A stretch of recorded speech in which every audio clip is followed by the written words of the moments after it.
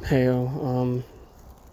hope you guys are doing good. Excuse me. I haven't talked to you guys in a while, but uh, I was just thinking about something. Uh, Men and women are culturally different anymore, and I think that's part of the reason why we're not coming together and having relationships. Um, Sorry, I'm just thinking about stuff. Um, yeah, we're just so vastly different that we can't come together and have some sort of semblance, because you see that all over the world culturally, right? You see that with Muslims in like the UK or whatever. There's sort of this hard assimilation where they just can't do it, and the same thing happens, I think, between men and women, where we just can't do it, right? So a couple weeks ago I went over to a friend's house and we were having a campfire, and uh, this guy uh, had his girlfriend over, right? And she was like gonna bring her. She was like, fucking hell. She was going to bring her friends over, and it was kind of like, oh well, that's nice. Like, we can all just kind of chit chat and hang around the fire and whatnot. And the whole time it was like us guys were kind of just sitting around the fire, just talking about deeper matters, deeper subjects, and the women, were doing stuff like. Oh, and she said this, and he said this, and did you know that Kenny, whatever? And it's like, it's just kind of lame.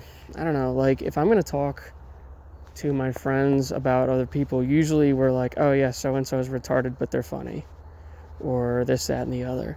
It's never really like a direct gossip fest. It's like things we notice and things we observe to make us change or whatever. And here's where I'm kind of going with this, is that I wonder if that's a lot of the reason why we're not actually coming together, because everybody's blaming it on other things. You're like, oh, this, that, and the other.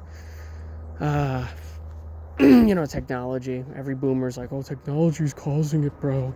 It's like, no, it's just we're so culturally different that we can't just talk to each other, right? I mean, I sort of have that problem when I go over to my friend's house, he's an Indian, right?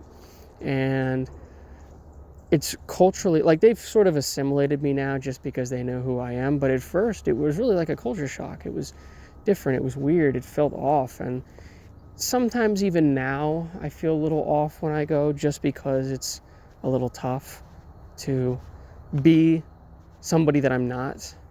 I don't want to be somebody that I'm not, but just to, not discomfort the house that I'm in.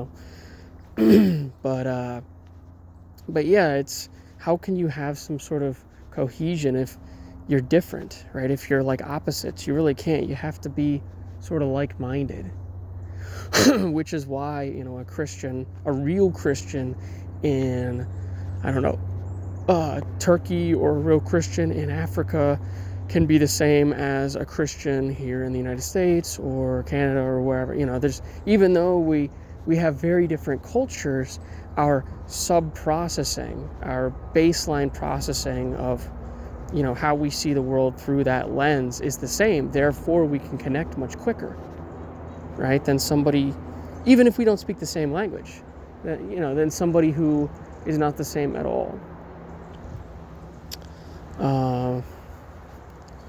Yeah, it's just a shame, I guess. I don't know. Just thinking about that. Because they were nice people. It's just, trying to talk to somebody who doesn't have the same like-mindedness is very hard. Because there's no sort of, connection, like we said. Like, even if you give them a smile, that's not really a connection anymore. So, I'll be seeing you.